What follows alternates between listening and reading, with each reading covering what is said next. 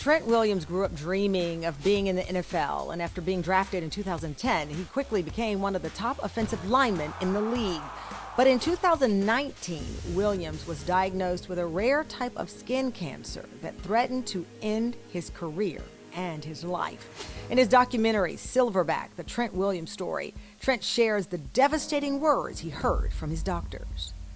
You know, I think things may be a lot worse than what we thought it was, and I think you just need to get your affairs in order, and just get close to the ones you love the most. Trent's only shot was a Hail Mary surgery that could extend his life by just a few years. But to everyone's surprise, Williams' surgeons were able to remove the tumor, saving his life and allowing him to return to his beloved career. Now he's back on the field with a stronger focus, renewed faith, and more determination. In 2020, Trent Williams was traded to the San Francisco 49ers and then signed the largest contract for an offensive lineman in NFL history. Please welcome one of the greatest players of his time, the one and only Trent Williams. Trent, thank you so much for joining us. Thank you for having me. Appreciate it. Absolutely. Listen, I have bags under my eyes because I stayed up watching this documentary 2 times because I just couldn't believe the journey. I want to take the audience back to really the beginning here. You've been playing at the top level since your days in Longview, Texas, our home state. You go on, you're drafted, you're living this dream career, living up to the expectations that the league had, honestly. And then you spot something, what you thought was a pimple on your skin. Right. Well, I thought it was a hair bump at first because it developed right here, right above my hairline. So, yeah, I wasn't really worried about it, when I first seen it. You called a doctor. In the documentary you talk about at some point, because as we can see, you're a very handsome guy. You're wondering, what's going on here? Let me go get this checked out, thinking that maybe it was something cosmetic. And the doctor initially told you that it was nothing. Right. Yeah, I was told by not just the team doc, but I seen dermatologists from the team, and everybody seemed to kind of think that it wasn't anything to worry about. So for the better part of 5.5, 6 years, I didn't really believe it was anything to worry about. So, I kind of took it for granted. 5.5 years passed. You're now Pro Bowl player, one of the greatest. In the documentary, you have people who say that you are a once-in-a-generation player. So there you are at the top of your game. You're in the Dominican Republic, and you get a phone call, a voicemail that was left for you, saying what? Honestly, I couldn't even understand the doctor. He was frantically speaking on the voicemail, and honestly, I couldn't make out what he was saying. Obviously, I was on vacation, so, I just thought I'd deal with it when I get back to the States. You got back to the States. You informed your mom and dad, who you're very close with. Your mom is a nurse, and she mentioned the word oncologist to you. She said, Trent, do you even know what the doctor does that you're going to go see? And she asked you if it was an oncologist. She did. And honestly, I didn't even know what an oncologist was at that time. I had to go Google it. But, yeah, my mom asked me about that. And then when I seen it was an oncologist, I didn't even have enough heart to walk back in there and tell her, because I knew what it would do to her.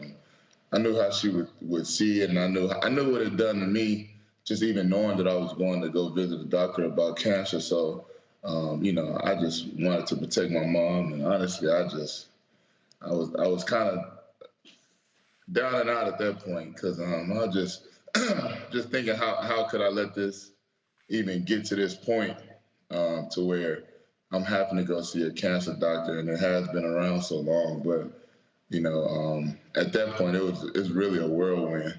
I know you talked about staying in your hotel room and crying for hours, but what touched me was when you talked about having to tell your own parents and share with them their reaction. We have it. Let's play it.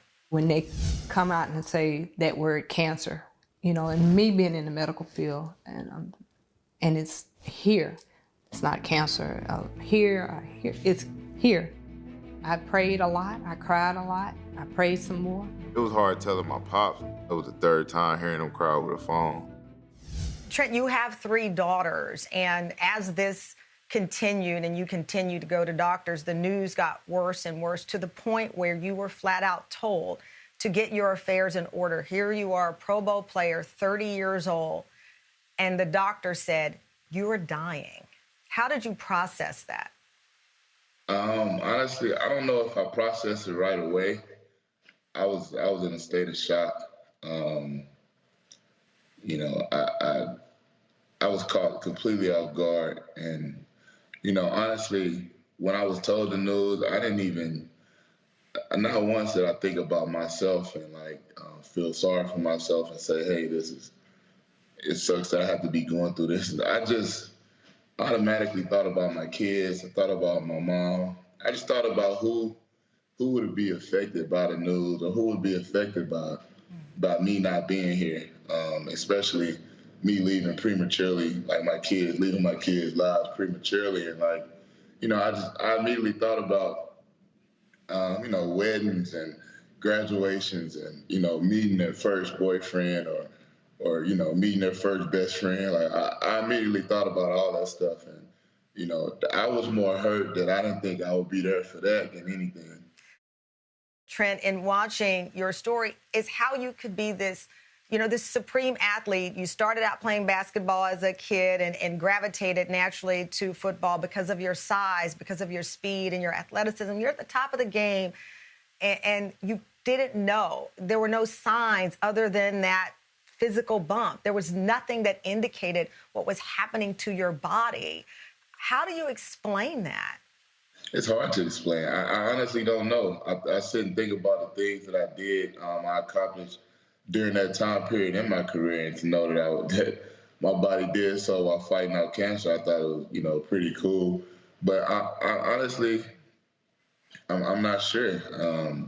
I'm not sure. I didn't have any symptoms other than me just, kind of messing around with that particular lump and started self-diagnosing myself. So, you go to Google and you start typing in symptoms, and, it generally shoots you back the worst news that you can imagine.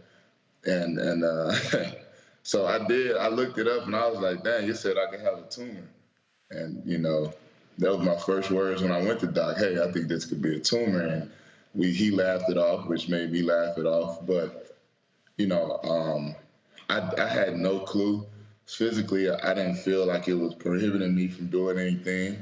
About later, when it got close for me to really, the drawing point was I had another lump come up in the middle of my head, and that kind of got irritated when I kept putting my helmet on and off. So that's what really made me kind of draw the line in the sand. Like, all right, this is maybe starting to affect my everyday job. So just let me go. I wanted to just get the cyst, what I thought was cyst, cut out, and so that maybe I can start to live, back to a normal life, get my hair cut in a normal way, put my helmet on without it hurting, and then that's what it unveiled. Trent, you had brain surgery in 2019. As we talked about, this was many years, if you will, in the making. So there you are, preparing for surgery.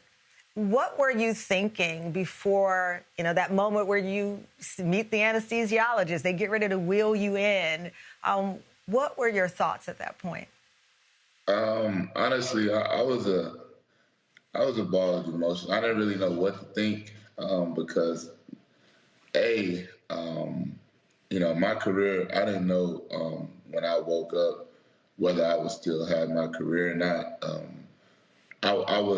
I say mixed emotions because I was blessed and I was happy to know that they had got a handle on it, and to know that I was, having a surgery into what we thought was time to ultimately save my life.